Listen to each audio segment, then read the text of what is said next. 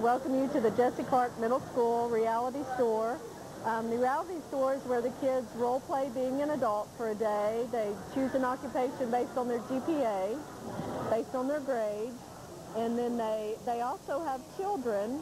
They can have anywhere from 1 to 5 kids. Once they get this information, get their salary, they come to the Reality Store. In the Reality Store, the kids visit every booth, and it's a lesson of living within your means. In each booth, they have to purchase something like a house or a car, or they go to the bank and open up a checking and savings account. It's for our 8th grade, so we have 300 kids coming in. They come in about every 20 to 25 minutes, and they stay an hour. We also have about 67 volunteers manning the different stations. Each chairperson of the volunteer is somebody from that business. So like our housing booth, we have a realtor from Hayden. Our SOS booth is where they receive credit counseling, and we have a representative from Kentucky Utilities with our utilities booth, from St. Joseph's Children's Care for our children's booth. The Kroger grocery stores are manning our food booth.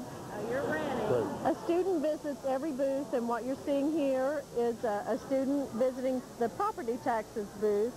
So they look at what they buy in the housing booth and in the car booth, and they come here and they subtract the property taxes from their debit sheet.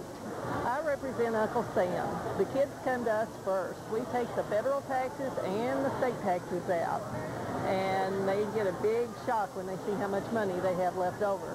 I like the program because I think it really shows the kids what the real world is like. They don't understand that mom and dad have to pay taxes and they have to pay the bills and the housing and insurance and stuff.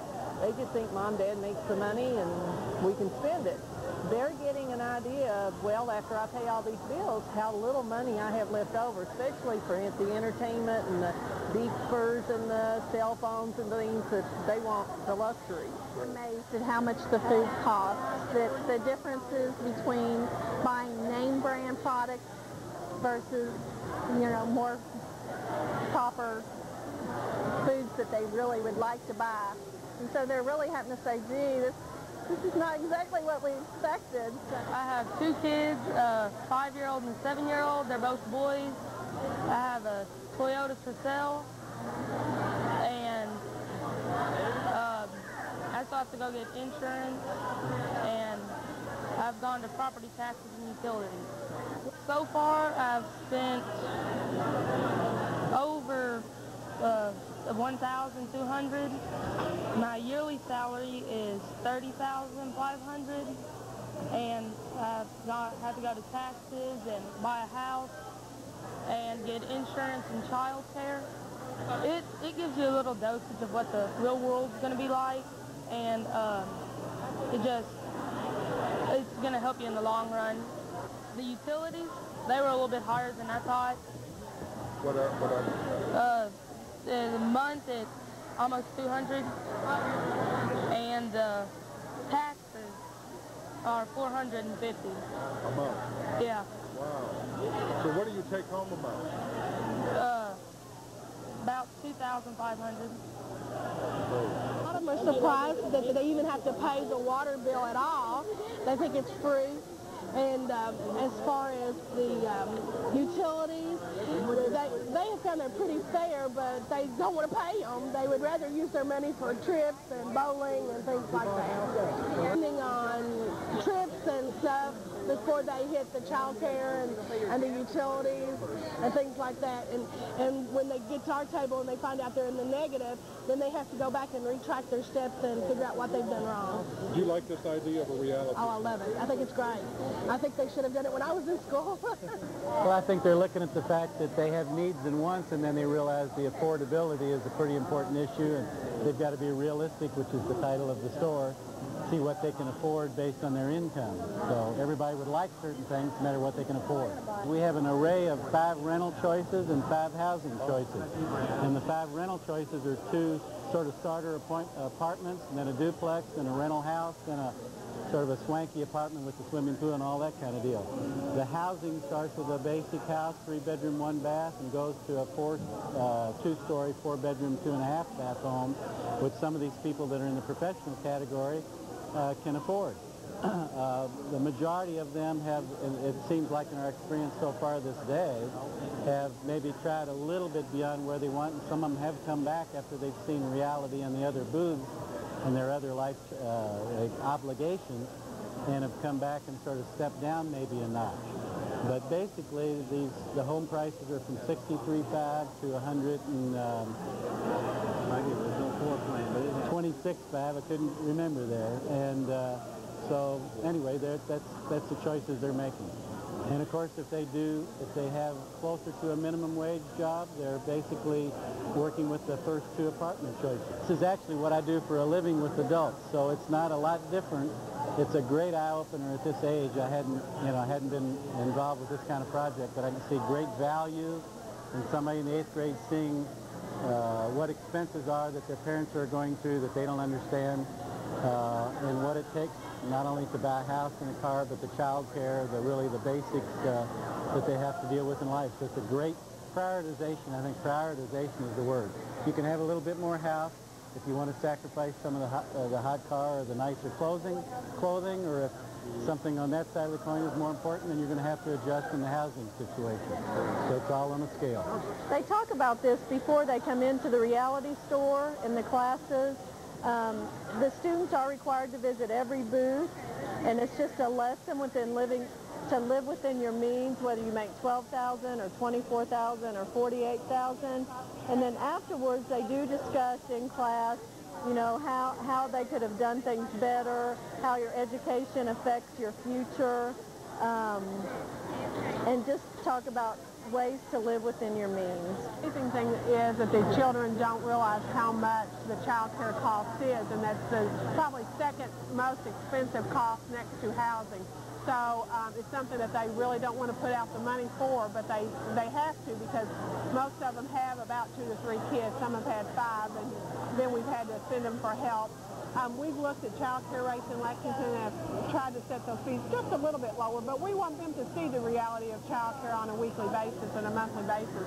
So I think they're thinking that they're thinking twice about having children, which I don't know, we may see a decrease in the population here in the next few years, but I think that's been a good experience because they see that child care is a necessity in order for them to go to work. Of course, in order to be a good citizen, we want to teach these young people that we live in a world together. Some people are going to need a little extra hand, a little helping hand. And that's what they're doing here, because we're dealing with the charitable contributions that they may be called upon to make in life. Also in this booth is the idea that you contribute to churches also, or your religious affiliations. So it's just teaching civic responsibility. Tell them what the usual contribution level has been in the Lexington area, but then we leave it up to them to think about their fair share, and then they make that decision. Are you surprised by their idea of what a fair share is, or are they pretty realistic about it? They're trying to be realistic about it, and some kids want to overdo a little bit and haven't really fully considered all the other responsibilities they'll have in life, and then there's others that will say, hey, I'm making real good money, I ought to give. You know. Do you like the program? I think it's wonderful. It's too bad I didn't have it when I was growing up. We have furniture in 4 different price ranges, from high cost all the way down to used furniture. Many of them are quite taken aback over how expensive furniture is, but we tell them that, you know, if you buy expensive furniture and it's new, it'll probably last you longer, and if you go to used furniture, they'll probably break on you. Most of them are going with the medium cost furniture, which fits their budget. Sometimes it's really funny. They've got a big expensive house and you don't have enough money and you buy some used furniture, so it's something else you have to think about.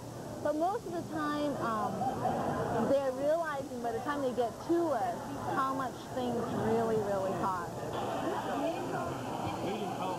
We are telling them it's $75 a month for 60 months, which is $75 a month, you know, over 60 months. That's what the average student has been going for, medium cost.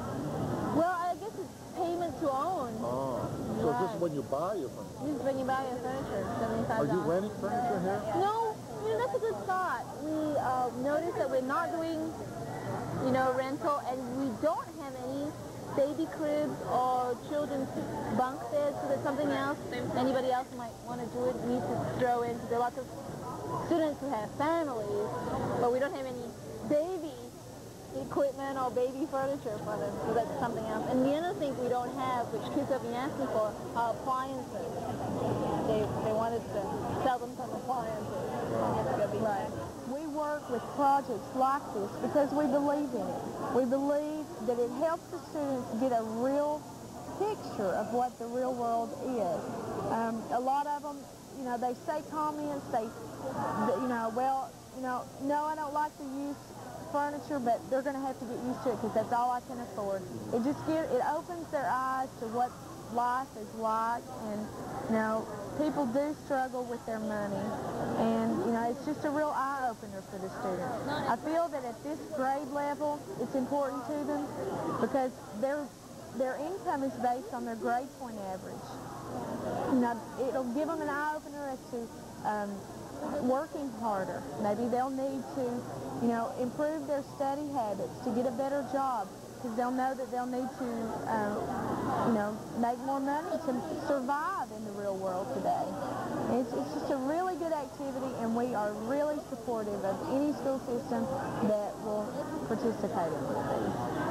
I was unfamiliar with this program until really today, and after having heard the comments of the students, it really does what the title says. It does give them some sense of reality, especially I hear a lot of talk about child care, how they had bought the expensive cars and had to return it and buy a lesser expensive one. So, you know, and I try to say to them, that's what your parents are going through, and I do think it is a benefit in that way.